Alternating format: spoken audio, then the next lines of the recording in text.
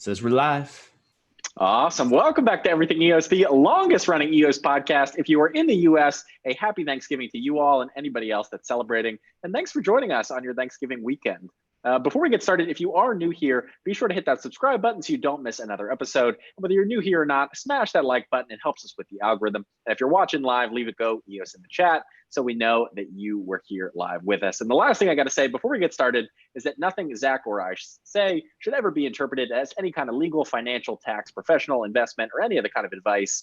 You should never trust people what to do with your money online or what will happen, Zach? You'll get wrecked. You'll get absolutely destroyed. Sure. As we've seen, the markets are volatile. You never want to listen to anyone, especially permabulls. They're probably the dumbest of them all. So just don't listen to us or anyone on the internet without doing your own research. We also wanted to call out a deal with Ledger today. We have a link in the description. We have 30% off Ledgers. What else did I forget what else we were supposed to say? Yeah, so 30% off any Ledger on the Ledger website with the link in the description of this video. But in addition to that, the Ledger Nano S is now available in new colors, and you can get one for $40. So $40 for a new Ledger. If you already have one, it can be a backup. Check the link in the description. And also the new Kellers and the new Bluetooth. Yeah. All right, so I guess let's just kick this off. Apologies for the LiquidApps DAPP Hackathon not co-streaming here on the DAPP channel and on Max DAPP. We had issues going into the live stream, but I do want to recap the results here. Let me pull this up on the shared screen. Just some facts and figures. We had 44 teams that competed, 234 participants from 40 different countries. And then shout out to all of the team, the map, I'll pop up the map. And shout out to all of the teams that made the finals. That's Blockstart, Multiblock, Recland, Vigorish, Team Onessis, Tippet, Mios, Diadem, Fundex, and BCS Germany. So shout out to all of those teams. The winners I have up on here. So the winner of the $15,000 and $500,000 DAPP token prize was a team called Onessis. And they fulfilled all three requirements. They only had to do one of the three, and that was DeFi gaming or creating a brand new DAPP service. And they created basically all three. Did you remember which one that was? Well, Rob, it was the escrow. Yeah, the escrow service. It's pretty interesting. So I guess it's for like if I want to basically bet somebody in a match online for any video game, I can go into Discord and I can bet and put the money in a liquid escrow service, and then a ref can decide. And you were telling me before the call, I guess, that if somebody disputes it, you can sort of escalate it to the actual decentralized escrow service. Is that right? Yeah, so they basically built this layer 2 escrow service, like you said, and they integrated the gaming, the sports league aspect. Basically, a referee is basically the arbitrator of the match. So you think of a referee like the arbitrator, and they take 10% cut of the game winnings, and it's all done through Discord for the game matching. They play the game, and if there's no disputes, everything works as intended. But whenever there's a dispute, they actually created an escrow service. And because it's on DAPP network, first of all, just because they use the game use case, I thought the more interesting aspect was that it's not just limited to gaming. And they gave some examples on there. And the other thing was the chain agnostic escrow services. I thought we talked about that before the call. Just some examples of that. Like you could have like, imagine the title to your house being tokenized and you're like putting it up in an escrow service. And then you could also put Bitcoin from the Bitcoin network in the same contract, or Ethereum from Ethereum, or EOS. Yeah.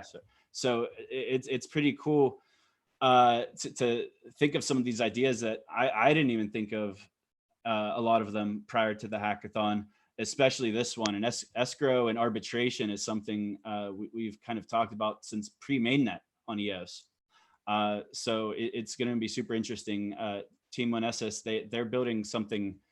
They have another project. I don't have the link, but they posted a blog a couple months ago, and we've been in touch with them, like from LiquidApps, and got a cool new hoodie too. Nice. But they've been working on a game of their own, so this kind of ties in. I think they're going to be able to use this for their game, but I just got to shout out a couple of the other projects. Blockstart, everyone knows Ramon from Investing with a Difference, and the whole Blockstart team that basically helped build the moonlighting system on DAPP network and EOS.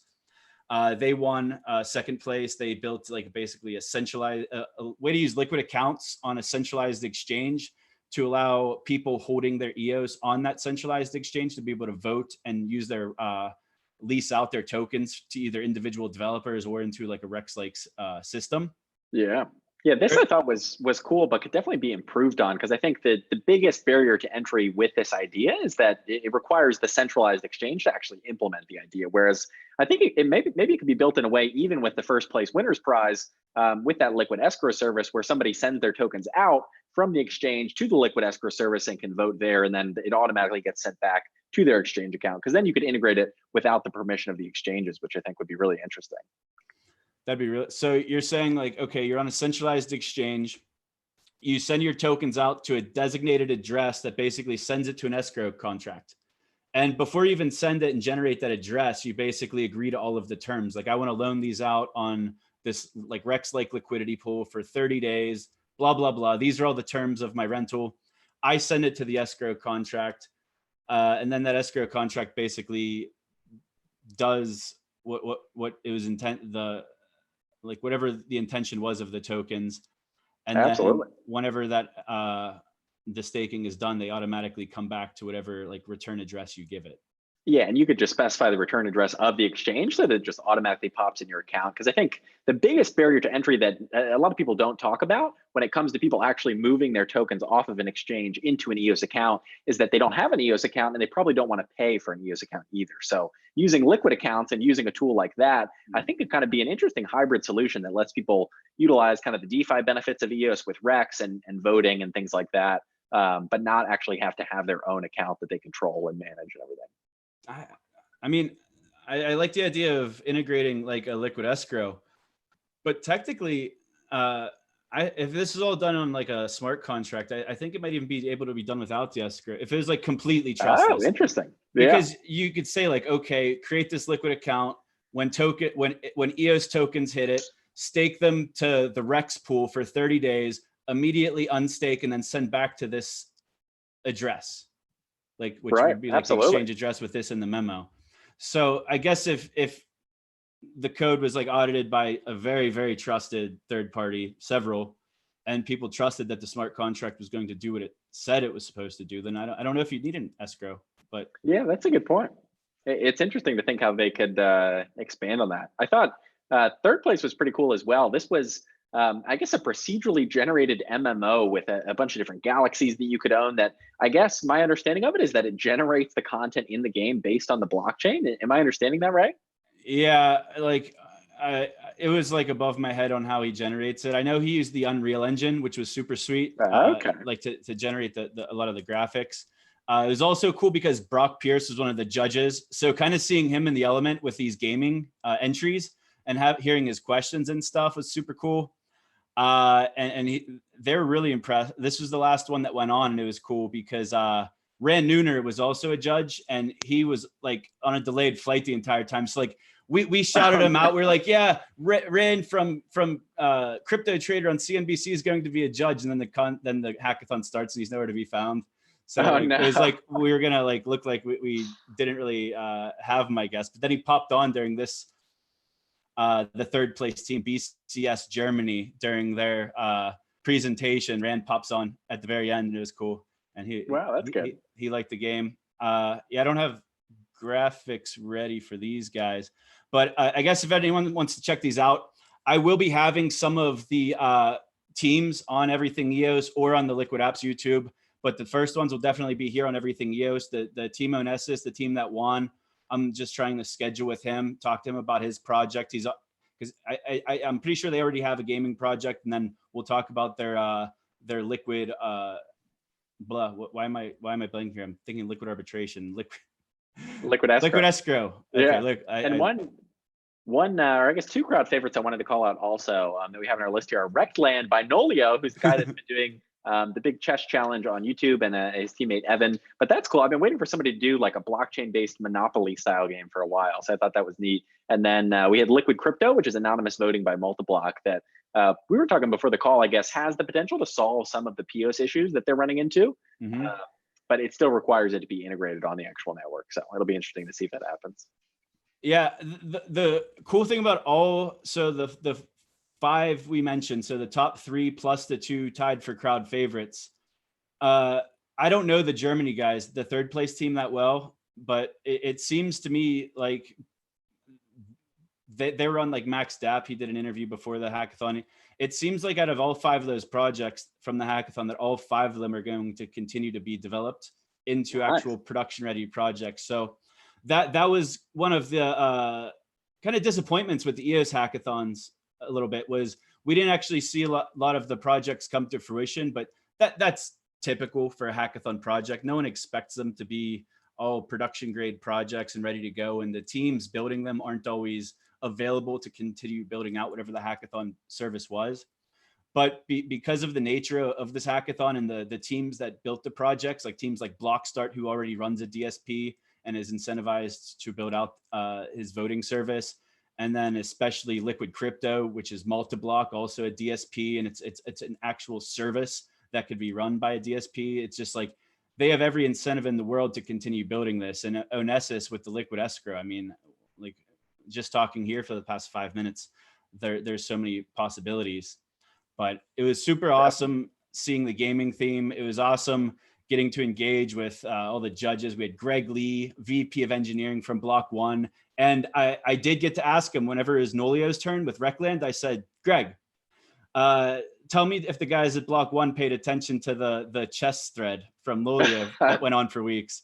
And he hesitated a little bit to answer, but then he laughed and he said some people were, and I already knew that. Like, if you can't be an EOSIO and not be paying attention to that stuff. Oh, definitely. Yeah, that was pretty legendary. But I got some confirmation from Greg, and just being with Crystal Rose, Brock Pierce, Ran, it was just an awesome show. Also awesome gaming applicants, gaming participants, and gaming is kind of like the theme of today's show. We'll eventually get into the dirty stuff at the end that everyone wants us to talk about. But let's get into the gaming stuff here. Why don't you kick off the next topic with EOS VC? Yes, we have another new EOS VC investment. Fortunately, this time it's not in an Ethereum project. It's in one that is built on EOS from day one. They invested in the company Biscuit, which is actually the game development studio behind EOS Nights. So if you don't know what EOS Nights is, it's kind of this like level platformer where you go through a level and your players fight automatically, and you sort of level them up and choose what spells and abilities they get and choose their gear and craft new gear. And it has this really cool in-game economy that's all blockchain based, where every single item is a token that actually has a lot of liquidity on their internal exchange. So it was cool to see them supported. And there was an interesting quote here that we wanted to shout out that said, "Our direct investment in Biscuit extends our strategic focus of working with some of the smartest minds in the gaming blockchain sector," said Mike Alexander, CEO of EOS VC. And then Jay Lee, founder of Biscuit, actually came out in that same article and said, "Block One has closely supported us in the successful development and operation of EOS Nights from the very start." So it's really interesting. I guess there was some kind of relationship between Block One and Biscuit building EOS Nights from the beginning, and now they have an official investment. So congrats to the team. Yeah, they definitely congrats to the team. I know you played EOS Nights for a really long time. I know Peter Keay played EOS Nights for a long time. Yeah. Someone even forked it, didn't they? Yeah, they forked it into Crypto Heroes, I think, because they said that the EOS Nights developers made some changes to the like crafting system and the economy that kind of broke it in their opinion. So it was really interesting how that game evolved. So, yeah. This project has been there from day one, and it's nice to see EOS VC kind of investing in some of the early adopters in the EOSIO ecosystem. But the one thing that the article was lacking was the amount invested. Have you heard any rumors or anything? Like, I'm guessing it's a smaller investment if they're not announcing it, which is probably. I think it probably is. And I don't know any specific numbers, but I do know that they were looking for funding over the past 6 months or so. So it's great that they finally found it, and who better than EOS VC? Speaking of EOS VC, we got the next topic. Yeah. Mythical Games raised another 19 mil from a group of previous investors, which includes 2 very prominent EOS VCs. Yeah, SBK Crypto and Galaxy Digital were both participants in this next round of Mythical Games. I think Galaxy was in on the first one, but I don't think SBK was. So it's their first, I guess, initial investment in this Series B investment round into Mythical Games. And of course, Mythical Games are the ones that have created the Blankos game that I had the opportunity to play at South by Southwest Gaming this year. And I think the biggest takeaway I had from that event was, wow, this is actually a AAA quality game. We can't forget that the executives, the people that are building this game now at Mythical Games and probably many other games in the future, were former executives at Activision Blizzard and all these other big studios. So it's incredible to see that they're getting more financial support now, which should hopefully allow them to release Blancos in the near future. I like the one quote I have highlighted here up on the screen. So Yeah. it first of all, it says that they raised $16 million last year. And then you add on this new round of funding there, a total of $35 million in funding. Whew. And yeah, so that's enough to get a lot of work done. And we know Blancos was at least ready for a demo. What month was the South by Southwest that you got to play it?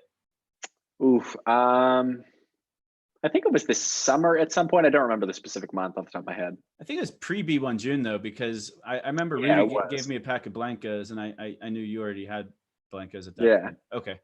Regardless, I like this quote here up on the screen. So it's from Alex Guvrek, whatever, from Javelin Venture Partners, who led this round of funding and was also part of the original round. And they said, since investing in Mythical's Series A last year, we have been incredibly impressed by the team's execution on the build out of Blancos Block Party and the Mythical platform, which I don't even know what that is. We are very excited with the support from our new and existing investors, team, and board members. Then he goes into talking about the gameplay of Blancos. So basically what he's saying here is that like they're impressed with how things are going. Like they've already thrown a mixture of $16 million of capital into this company. And they're so happy with how the results are going that they're throwing more money into the project because they're so impressed with the team. And also the new hires. So I didn't finish reading the quote, but it mentioned the new hires. Yeah. Okay, so I'll just read here. Jeff, I'm going to screw these names up, but Jeff Poffenbarger, he's the chief operating officer now at Mythical Games. And he was the studio head at Oculus VR, which is giant Facebook owned. That's Facebook bought Oculus, right? Yeah. Yeah, for $2 billion, I think. Yeah. So that's where he came from. And prior to that, he was a senior executive at Activision Blizzard, which is also where half the Mythical team's from. They also hired a senior vice president to run their product. And he was the VP at Zynga, which, if you guys remember the Farmville days and like the Facebook stupid invite all your friends and annoy them and spam them on Facebook days, Zynga was like the go-to gaming company for that. And also they hired a new VP of marketing who also led the go-to-market strategy from Telltale Games and also Zynga. So wow, awesome new hires from Mythical Games. Congratulations on the new funding. I just want to know when Blancos, man. It was originally supposed to be at the end of this year. Yes, it's still possible. We have, a month left. Maybe they'll give us a surprise. Now they got this new money. They got a lot of new team members. Maybe it'll be this year, but if not, I would definitely expect it next year. I know that they posted an update in their Telegram a couple months ago saying basically that they were still polishing the game and needed time. So I think someone asked them in their Mythical Games group. I forget. I think they did say Q1 2020, so it is delayed a little bit. Okay, nice. That's good to have a specific quarter. Yeah, I don't quote me on that, but I think Q1 was probably whenever that South by Southwest happened the first time, and maybe they'll launch it at a big gaming convention like that this year. I don't know. Yeah, we'll see. It'll be interesting. That gives them another 6 months or so at least. But speaking of big gaming news, it looked like Ubisoft, which is a massive game company, the game company behind Assassin's Creed, Just Dance, Far Cry, and a bunch of other games, they were actually added as the first corporate block producer on the new Ultra blockchain. So what did you think of this, Zach? I thought that was pretty big news. There were some rumors about it for a while. I got to meet one of the co-founders, Nick, and their community manager, name's drawing a blank here, Emmanuel. And they said, I knew about them a little bit. I'm still not as familiar with them as I would like to be. And the reason is that they still haven't launched their mainnet. They are still an ERC20 token that, as far as I know, it's on like Bitfinex and some other places. It's not very liquid. But I just don't like ERC20 tokens personally. That's my only rift, or that's like my only jab at them. But as far as I don't mean anything by it. I would say this to them personally, and I said it to them personally. But as far as a platform and what they want to do with EOSIO, this blockchain is the real deal. They don't have a date. They did an AMA this morning. I didn't get a chance to read it, or this afternoon, in their Telegram channel, where they had some of the people from Ubisoft in there answering questions. But Ultra, they're basically trying to be like a Steam competitor, like not Steam, the Dan Larimer Steam, but Steam, like the Counter-Strike Steam. And they basically want to turn gaming licenses into NFTs, and then also the whole NFT marketplace of items, all the fun stuff that you hear about with crypto. But the difference is that the Ultra team is super legit. So they have like the former CTO of like Dell and Time Warner on their team. They just have this deep gaming experience and deep gaming connections. So it really wasn't a surprise whenever Ubisoft was announced as one of their block producers. They're the first of the corporate block producers that they'll be running, be basically producing blocks once the mainnet launches, which, like I said, they don't have a date for the mainnet launch yet. I'm really waiting for that date. I think once we get that date, I'll be pretty excited. Maybe we could have them on to talk to you guys and share a little bit more. But they have 3 block producers so far: Bitfinex, EOS New York, and EOS Rio. Those are what they call technical block producers. And then they want to, so I don't know if they're planning to do 21 BPs or what their deal is. It's going to be like a federated blockchain similar to Link's chain. They'll all be hand selected, but they want to have an equal amount of corporate BPs, which are like the Ubisofts or like other gaming companies, and then a mixture of like traditional block producers who really know EOSIO well and can help with all of that. So it'll be interesting to see who the next ones are. But Ubisoft is a major game company. They're the game company behind Assassin's Creed, Just Dance, Far Cry, and getting their feet wet into blockchain is super exciting in itself. Getting their feet wet into blockchain and having it be EOSIO is even more exciting. So I look forward to following this project as it continues to grow. But I don't really have a conclusion to that. I'm bullish on the Ultra project as far as wanting to see it succeed. I'm just saying, we do that disclaimer at the end saying we own all these tokens, but I don't own Ultra. But I'm not going to say whether I will or not, because I'm already talking out my ass too much. Let's get to the next topic here. Yeah, here we go. We're diving down. Yeah. That's why I was hesitating, because we're about to go from, I want to talk positively about Ubisoft, positively about Ultra, positively about EOS VC, and all that stuff we already talked about, because now we get into the EOS FUD. And yeah, this should be interesting. It's educated FUD. So we're going to kick this off with Karma migrating to Wax. You want to kick this one off, Rob?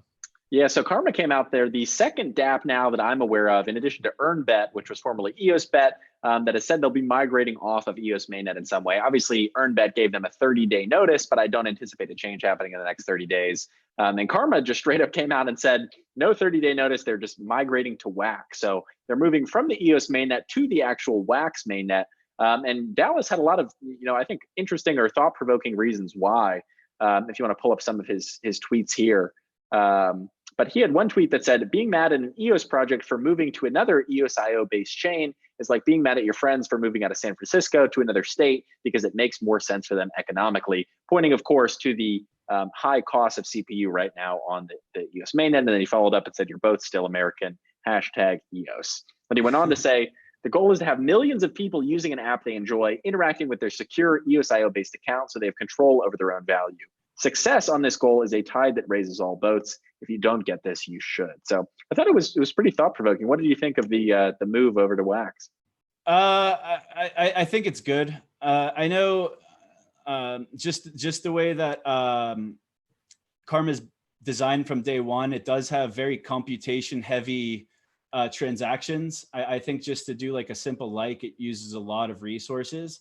So rather than completely go back and re-architect the entire application, it kind of does make sense to look elsewhere. I actually forgot to put it in the notes, but you mentioned it when you were recapping this topic about the EarnBet giving a 30-day notice to leave the mainnet. And it's a tough position to be in right now, because I'm one of the most beautiful things about a DPoS chain and the EOS mainnet is the ability to adapt and change and reiterate over time.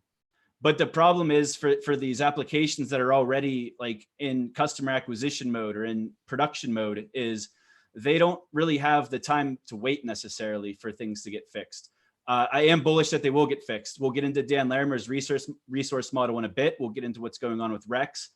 But all of the DApps, man, they've been put into a pretty sticky situation with the Rex basically getting shut off for almost the last 25 to 30 days.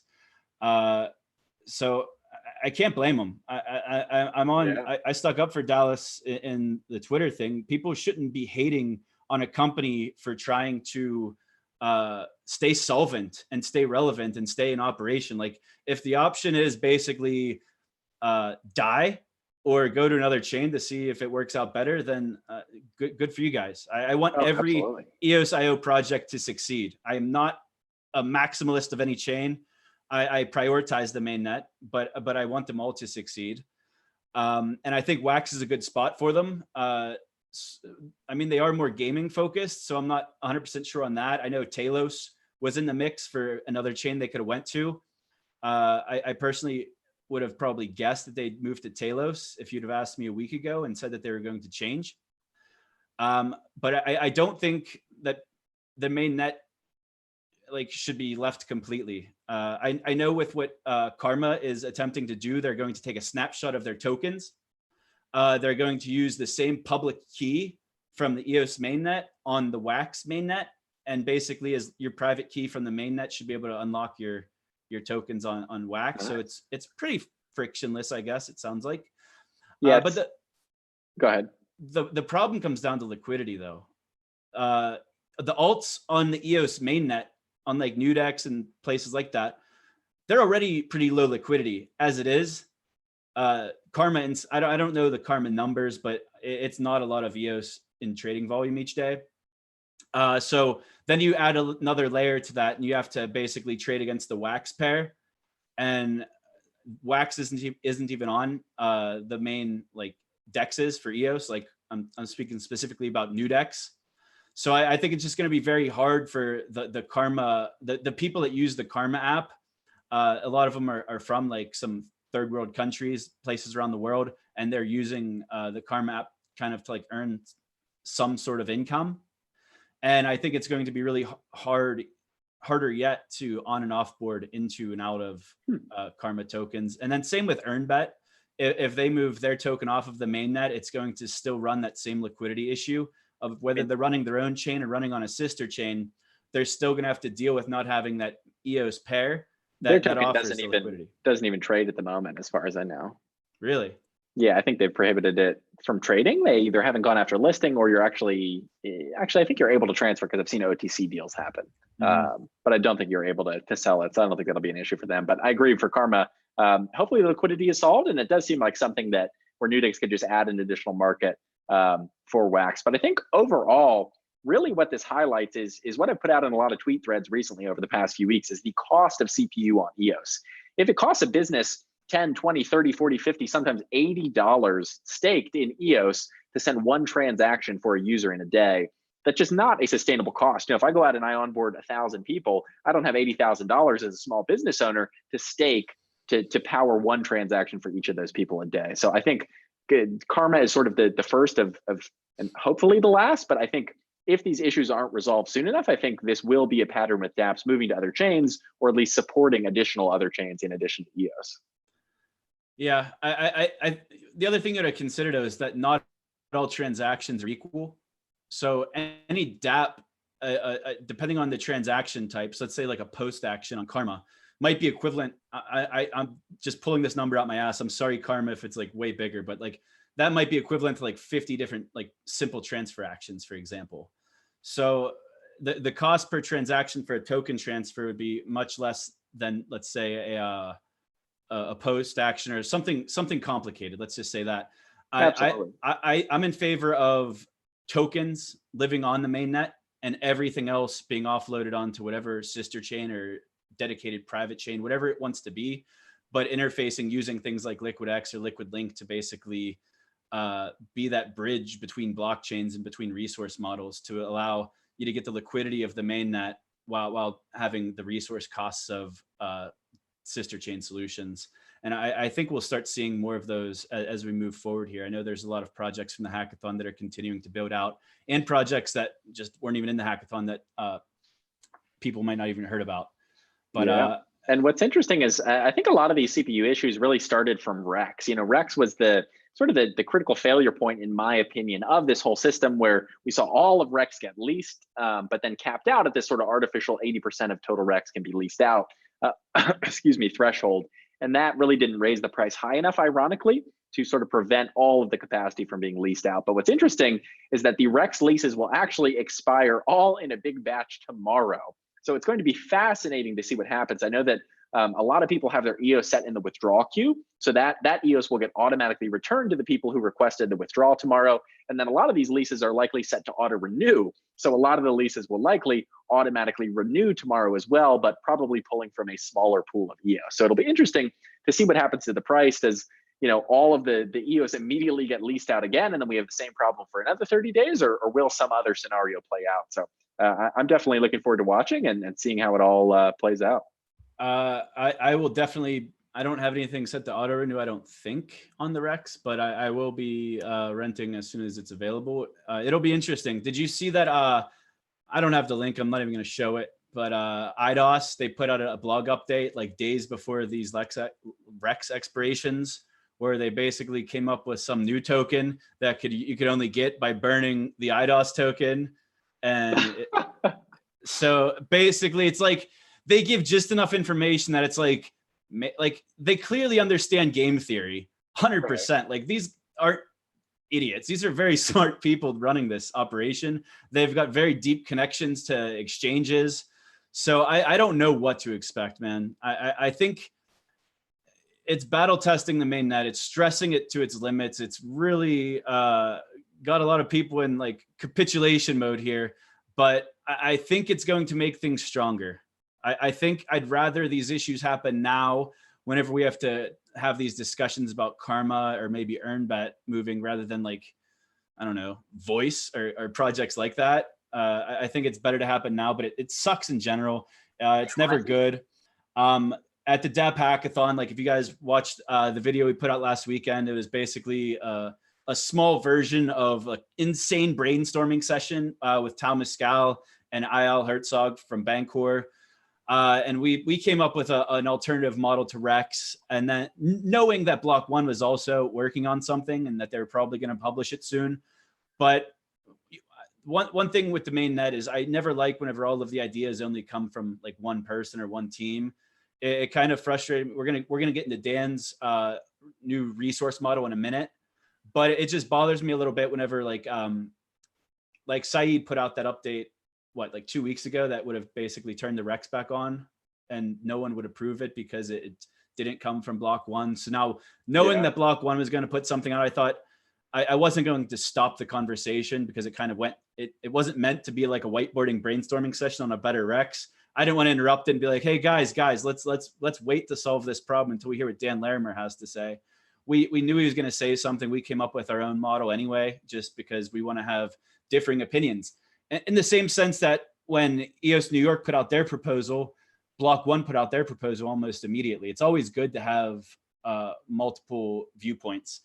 And I think the biggest question overall on when it comes to improvement, I agree, this is definitely a great stress test for EOS and as a whole, as a bigger thing for EOSIO. And I think it's pretty much certain that a lot of these fixes will get implemented in EOSIO, but it's really a matter of, like you said, Saeed's proposal didn't get approved.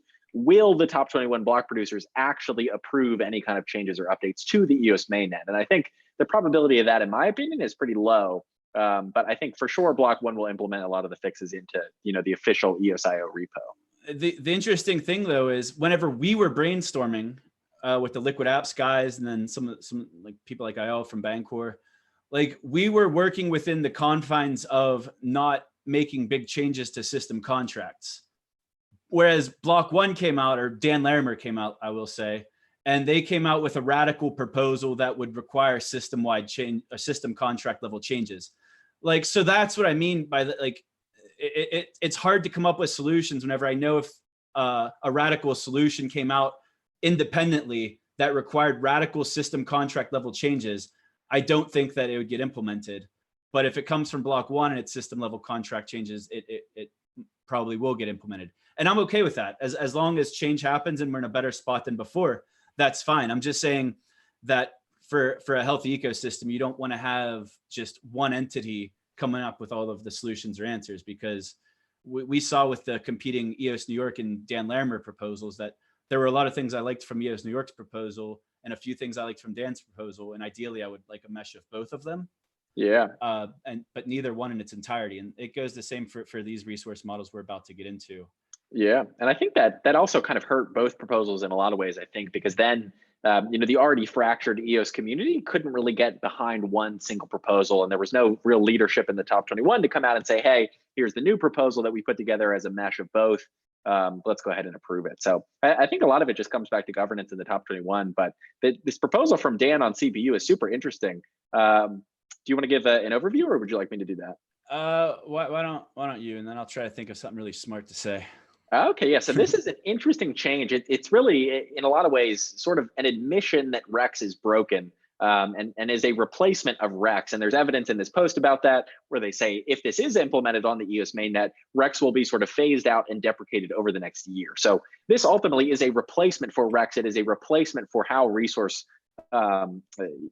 lending or borrowing works on EOS. And essentially it works like this: 100% of all of the EOS network CPU is available for rental at all times in the CPU market, regardless of how many tokens are actually staked to Rex. So 100% of the network capacity can be rented at all times in this new system.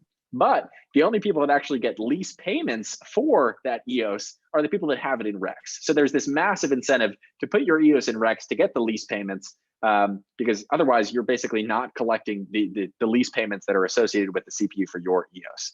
But what's really interesting about this is that you can no longer just stake EOS and send transactions. That model sort of goes away completely. I can't just, stake 20 EOS, send a transaction, and be on my way. Instead, everybody has to use this new resource model. So effectively, and we were talking about this a little bit before the show, effectively, you can still have quote unquote free transactions, or transactions in the same way they are today. It just happens a little bit differently. So if I, for example, stake 100 EOS to the Rex and I earn 1 EOS a month, I can then use that 1 EOS a month to pay effectively to lease someone else's EOS and use that for a transaction. So it's a bit of a roundabout way, but basically forces everyone into using this new rental market. And that's the only way you can send a transaction, is if you go through that rental market. What's dangerous about this, I think, is that just like we saw Rex today, and for the last 29 days has been completely locked out and no new rentals can happen. What happens if something like that happens on this new model, and then even those that own EOS and would have staked it can't send a transaction? So I think it's really interesting how the game theory might play out in something like this. Just gonna pull up, I was looking for this tweet from Cheney Moore at CPU Emergency. He said about this resource model that will have several impacts. The biggest one I see is the 2/3 of the network currently reserved by accounts with staked CPU that are no longer using it can't hold it hostage. This should allow the network to approach capacity. And what that means is the tokens that are basically allocating CPU resources. So right now, all CPU is distributed like the percentage of the network stake to your stake. But not everyone's actually using that CPU. So like, let's say I have— Block one is a great example. Block one, they have 100 million tokens staked. That means that they're using 10%, they're allocating themselves 10% of the network resources every single day, but they're not using them. That's 10% of the network less capacity that everyone else has to use until like voice and everything else launches, and they might actually use that capacity. With this new model, instead of just like 100% of all capacity of the network is available in this resource model. So everyone has to basically use their liquid EOS to rent from I'll just keep calling it Rex. It's kind of confusing because in the proposal, he says he's going to be phasing out Rex, but like he means like Rex markets as it is today. Yeah, and then Rex like 1.0. Yeah, but there's still a thing called the Rex pool, which is where all the fees get poured into, which is where the name auctions and the RAM market fees, and then the Rex 2.0 or whatever we want to call it. He calls it the CPU markets. So if you read the article, you have to kind of, he uses Rex and distinguishable, and like you can't really, it's Rex markets and I think CPU markets is how he distinguishes the two. Yeah. But the difference, so everyone's kind of like, how's this add? I think the biggest question is, and you even had the same question before we went on here, is doesn't this like take away utility or take away value from the EOS token? Like, we want to reword that to how you actually said it? Yeah, I mean, in my opinion, I think this sort of, it undermines the value, the utility value of EOS, right? EOS will go from being ownership of the network as it's been pitched from day one as, hey, if you own 1% of the EOS tokens, you own 1% of the capacity of the network and nobody can take that from you. But in this new model, assuming it is approved by the top 21 BPs after it's codified by block 1, that right effectively goes away.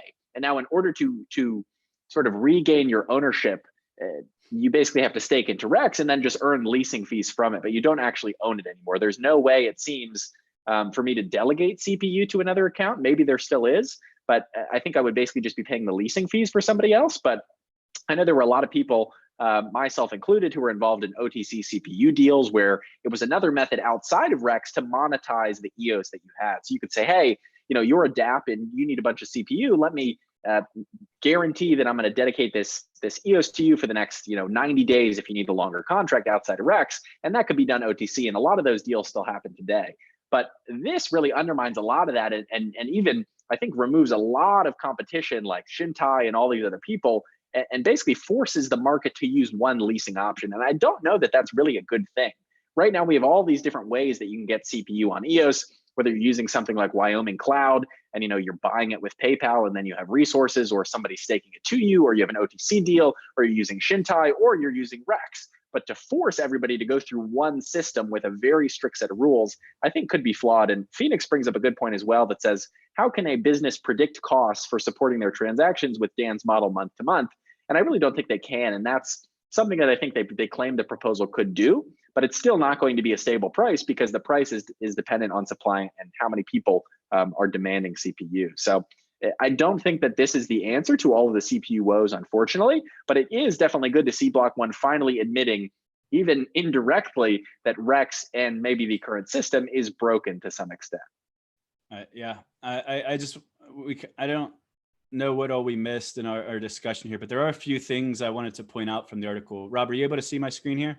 Yeah, I can see it. Okay, so where's the first part I wanted to bring up? Blah, blah, blah. This is interesting here, this line.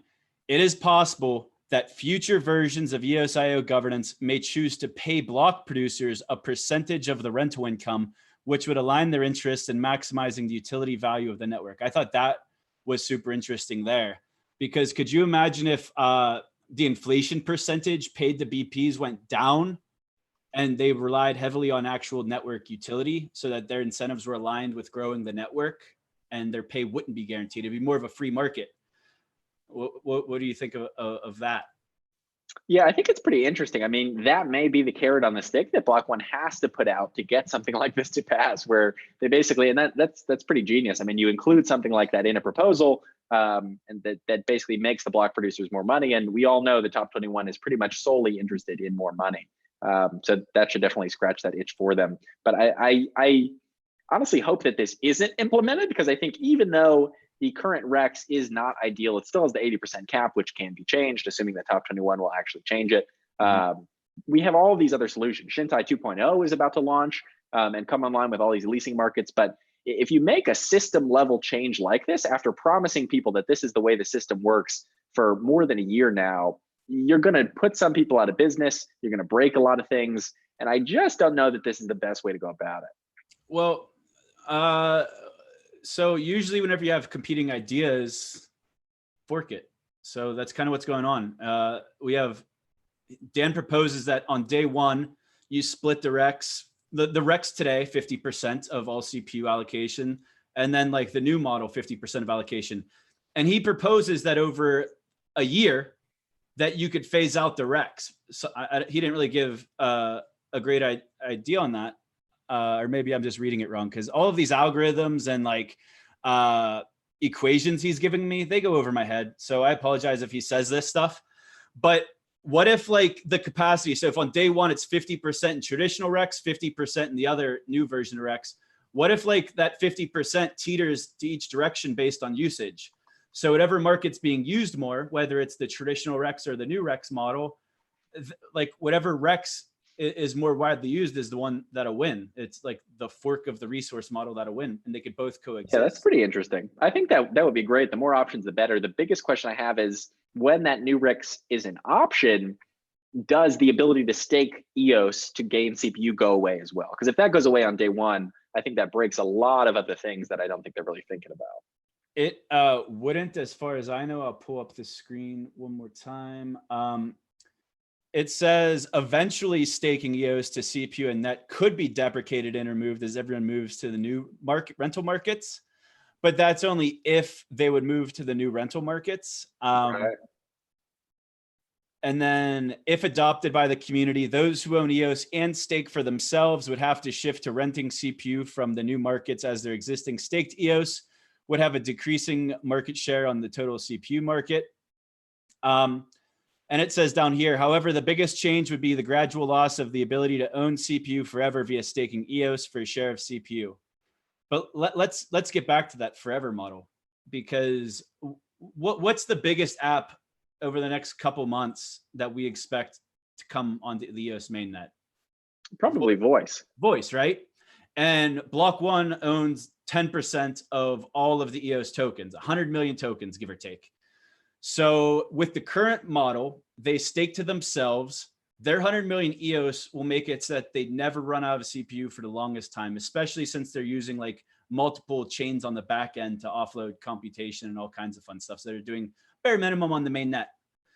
With the current model, Block One would just sit cushy, comfortable with their 10% stake. Nothing would ever change. They would never rent from Rex. They would never lease to Rex. They would probably just stake and hodl. With the new model, let's say voice comes out in the next year, and I don't think it's going to use all of their network resources. Like it might use 1% of all of the EOS resources. It's not going to use all 10% that Block One owns. So with this new model, if you use less resources than you spend transacting, you're essentially accumulating EOS, is what's happening there. Block One, with this new resource model, is able to do nothing if staking got deprecated and it just automatically like rolled over into this new system so that they could stay like out of it and say, we didn't change this, the system changed. Then Block One, until they start using 10% or more of the network resources, will be accumulating EOS, because 10% of resource, we're doing about 60 million transactions per day. Until Block One is doing 6 million transactions per day, and that's with EOSIO 1.8. Once we get to 2.0, times what, 12, 6? Times 6, I believe, so they could do 36 million a day. So do we really expect voice to do 36 million transactions a day early on? I don't think so. So that gives Block One increasingly more stake in the network. And because of that, they're incentivized to kind of grow the network, because the more transactions going through the network that aren't Block Ones means that's kind of increasing the floor of CPU. So it's a balancing act, though. It's still going to continuously be this balancing act. This is like the one positive I see out of this that people haven't talked about yet, is it is a way for Block One to accumulate EOS tokens without purchasing them on the market. And then once they start using their tokens, their usage, since they're paying basically for each transaction, they like, it's kind of like you have a gas tank. If you're not transacting, your gas tank's filling up with liquid EOS. And then whenever you're ready to transact, you start spending that liquid EOS for the transactions. So that means once they start transacting heavily from voice or from featured products, they're going to be paying liquidity into Rex. So it's going to increase the total payments that everyone else is getting. Granted, Block One would get 10% of all the Rex payments if they own 10% of the entire stake.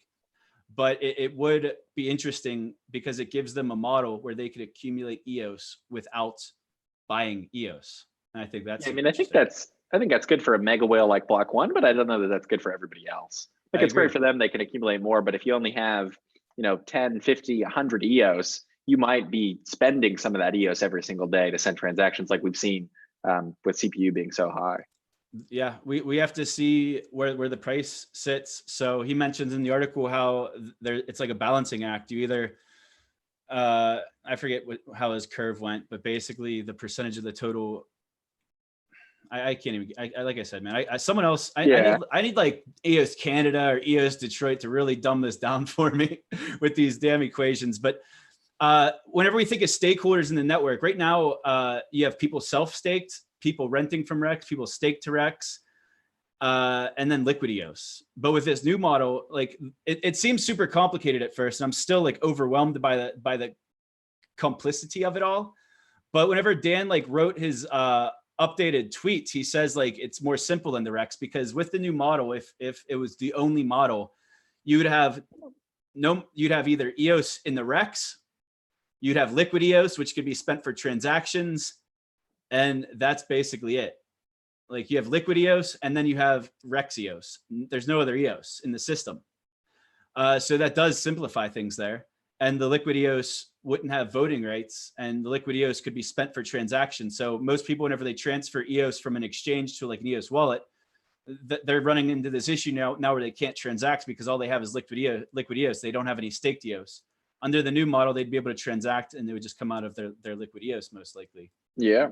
Yeah, I think what's so interesting about all this is that it seems like all of these issues, even if there's a system issue, the long-term issue boils down to a problem with governance, which is that the top 21 doesn't seem to want to implement a lot of proposals, and it hasn't really implemented any thus far other than the 1.8 features. But EOS New York is doing something to call out some of them, namely the sock puppet problem, which is that a lot of these block producers are setting up multiple other additional block producers that likely don't have infrastructure, didn't even have a website until recently, and are basically using that to just drain money out of the system. As much as $180,000 over the last 3 months was drained out by 6 sock puppet BPs that EOS New York called out. So these are Star Galaxy BP, Validator for EOS, EOS Zeus IO BP1, EOS Union IO BP, EOS Athena BP1, and EOS Rainbow BP. All BPs you probably haven't heard of because they didn't have a website until very recently, when somebody, I guess from EOS Shenzhen, registered all 6 of their websites at the same time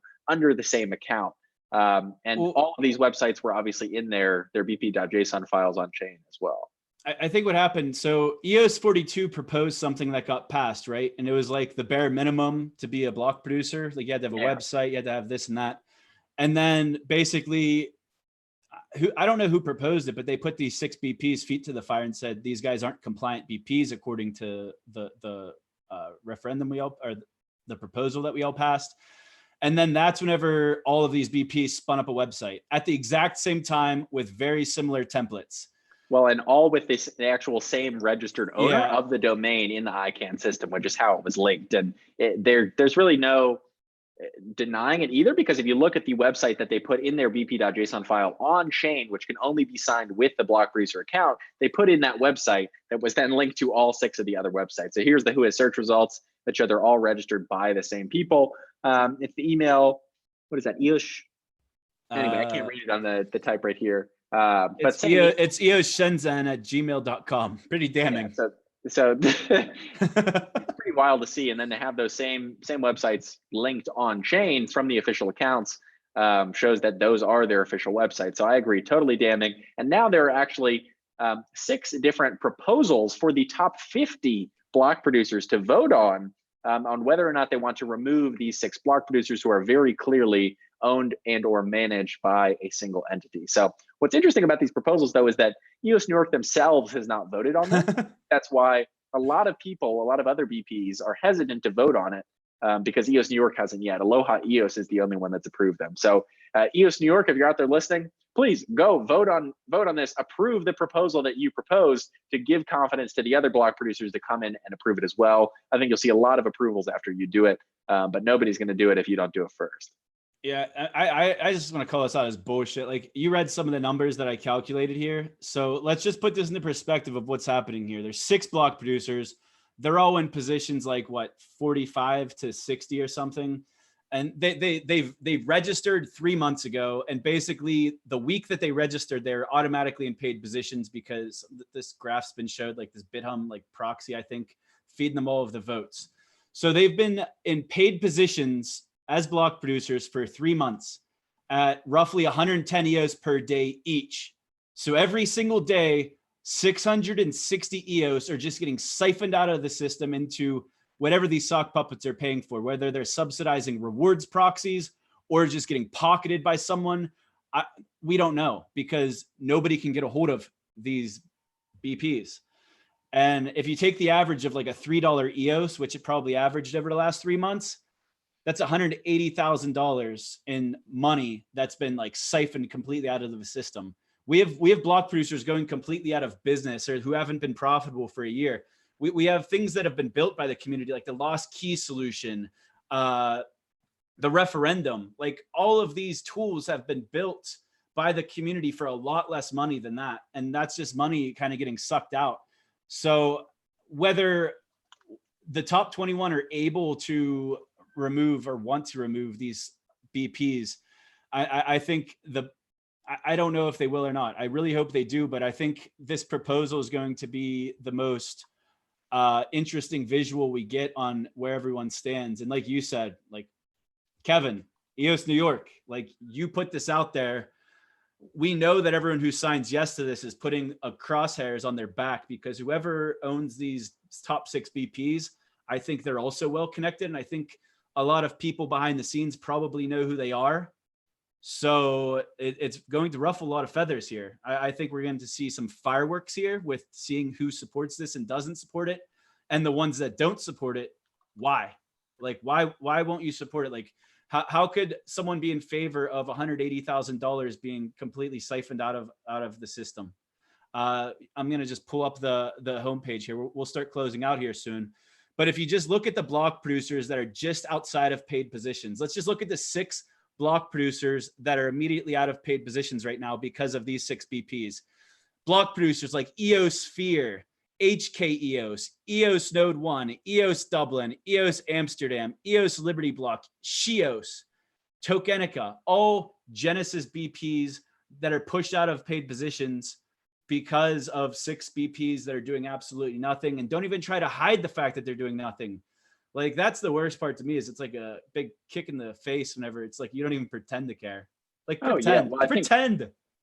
I mean, the same people that are making all these sock puppet accounts are likely some of the same people that are in the top 21. So I agree. I mean, I think the probability that any of the top 21 kicks their own, money-making BPs out of the system is basically zero. But I do think it'll be an interesting vote to see which BPs in the top 50 are sort of for this and which are against it. So we can't leave people hanging without some optimism, Rob. We're usually the most optimistic people in the ecosystem. I just want to remind everyone, the blockchain governance proposal put out by Dan Larimer about a month ago. Whenever Dan proposes things, you can't really look at them in a vacuum. You have to kind of like look at the last like 3 things he proposed and then kind of combine them all together. And I don't think we've seen the last of the bonding of EOS. So the staking pools for the 3-month, 6-month, 12-month, 2-year, 5-year, and 10-year. I think we're going to see those come back up. As far as like what you could do with your tokens and with the new resource model. So I think step 1 with these changes we're going to see is 1 token, 1 vote, or 1 divisible vote. I think once we see that, that'll be step 1 to removing sock puppet BPs. Like, there will be no more incentive for any of these cartel exchanges to spread out their votes. They'll just put all their vote concentration on their own BP, and the payouts will all be based on vote percentage. So like, let me ask you a question though, Zach. If you were a top 21 BP right now, making about 1,000 EOS a day, right? So close to $3,000 a day, would you vote for this new proposal that jeopardizes that money you're making, or would you just continue business as usual? So they don't get solidified into these positions because they don't own any EOS. They own significant stake in the network. And I think you have to consider that. So the question is it their stake or is it the stake of their users on their exchange? I think it's a little bit of both. So that's a big issue too. You have to figure out how you could kind of remove an exchange being able to vote with their users' tokens. So like, you could always lock up liquidity. So maybe if you want to earn from Rex, for example, with the new Rex, you have to have that minimum of a 30-day stake. So if you mandate a 30-day stake, then you automatically make it more difficult for exchanges to have all of my biggest point is that all of the people that you would be impacting with a proposal like this are the ones that have to pass the proposal. So I don't think they're going to pass it. Like if I was one of these top 21 BPs making $3,000 a day, and that's guaranteed today, I'm locked in, I got all the votes for it, I've done all my vote trading agreements, why would I implement a new system where that $3,000 a day is not guaranteed? I just don't think that's going to happen. Well, is there something you don't know that I don't know? No, I mean, that's just, I think logically thinking from the perspective of the BPs, putting yourself in their shoes, if you're making 1,000 EOS a day and it's guaranteed, it's locked in, why would you take the risk on this new one token, one divisible vote system and jeopardize that revenue for your company? I don't think you would. So they're not earning 1,000 EOS a day is first thing. Is a lot of the revenues getting redistributed to voter rewards. So they are earning a lot. They're definitely earning a lot, and they don't want to give up their income. I don't want to say they're not earning anything, but they're not earning like in profits the amounts that we see, but they're earning profit. I don't get me wrong. So basically it's costing them a lot of money to stay in these positions to earn these smaller amounts. So I don't know like how things would shake up with the new voting system, but they might stand to make more. I know with the EOS New York proposal, for example, they increased the inflation to a flat number instead of a percentage. So in the short term, they would actually be earning more EOS. Yeah, absolutely. If you recall. Yeah, you're right, though. There has to be a reason. They're not going to vote it for no reason. You have to give them something in return. And I think we haven't talked about it in a while. And maybe we should have Kevin on here sometime to bring it to everyone's attention again. But in his proposal, like the cartel BPs in the top, like they'll have solidified positions, like the top 8, 9, 10. You're never going to be able to move those BPs out of their positions, but at least you'll know that they're only one entity. And they'll be earning more. I mean, I don't have it in front of me. I'm not freshened up on it, but I do remember that.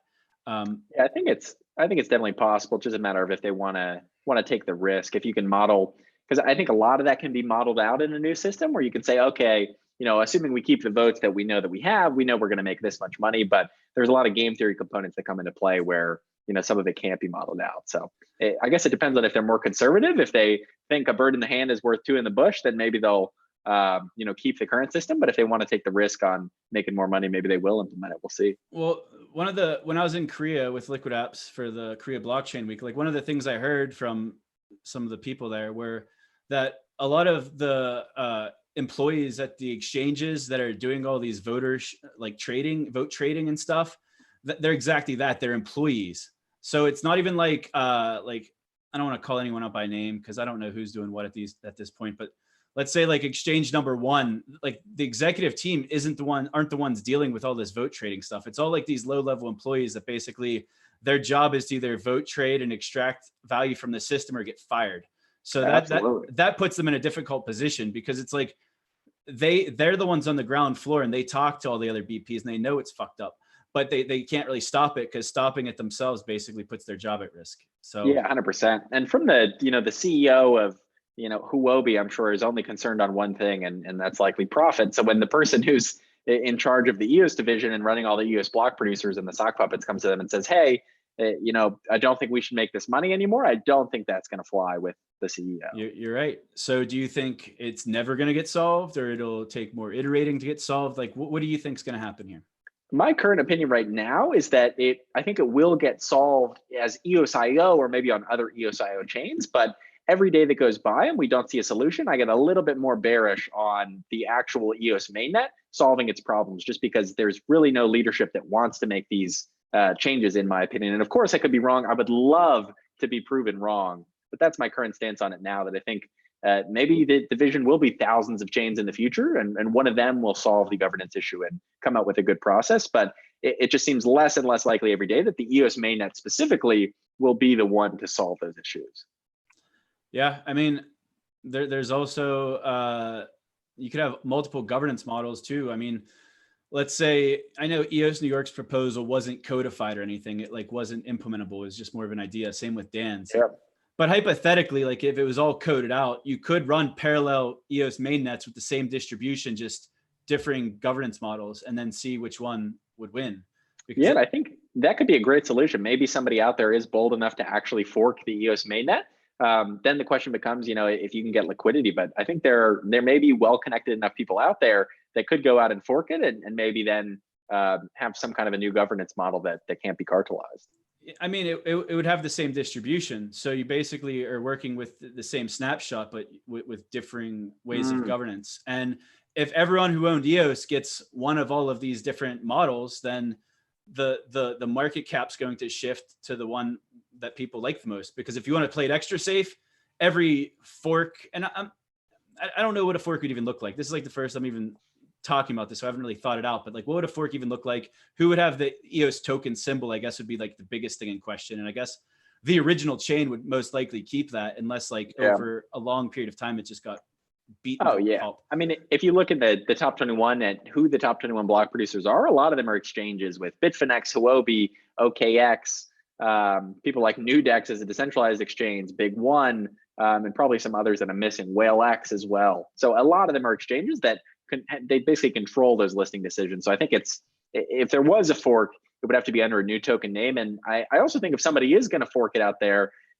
airdropping to the EOS token holders might not make the most sense, because the current distribution is largely in part what put us in this situation. Obviously, the governance configuration had a lot to do with that as well. So maybe you still could if you change that configuration up. But I think basically giving all the tokens to the same few people that own the majority of the tokens now might not be the best idea either, but it'll be interesting to see.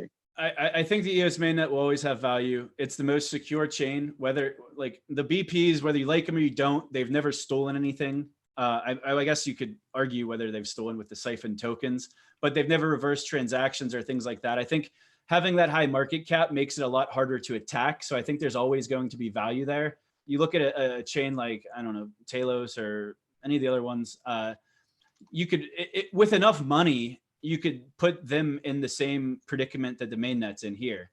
Like right now, a lot of the sister chains are pointing out that they don't have the same issues, and they do have some precautionary measures, especially Talos. They've got, I think, a board that could just kick out BPs that aren't cooperating. Yeah. I think a lot of them have that. But like, whenever there's incentive to game the system is whenever you get all these stress tests. And absolutely. And until these other chains have the incentive to stress test them and game them, we don't know the vulnerabilities of everyone. So what I'm trying to say is it's not always greener pastures elsewhere, but I think in the short term, it's hard to argue that the pastures aren't greener. I'm just looking at it from a more long-term perspective. I think Block One's incentives are still aligned with the EOS mainnet. I still think Voice will launch on the EOS mainnet, even if it has private and public like chains doing all kinds of crazy stuff in the back end. I think that with the new resource model, if it's implemented, I think the point I brought up where Block One will be feeding into the Rex with their transaction costs, and then also accumulating EOS will more align them with the mainnet also. So we'll see what happens. I think the shortest term thing to look forward to is what happens with Rex. Less than 24 Absolutely. Hours from now, we have what, like 30 million, some crazy number of tokens expiring on their leases. I want to say it's something like 90, but I could be wrong on that figure.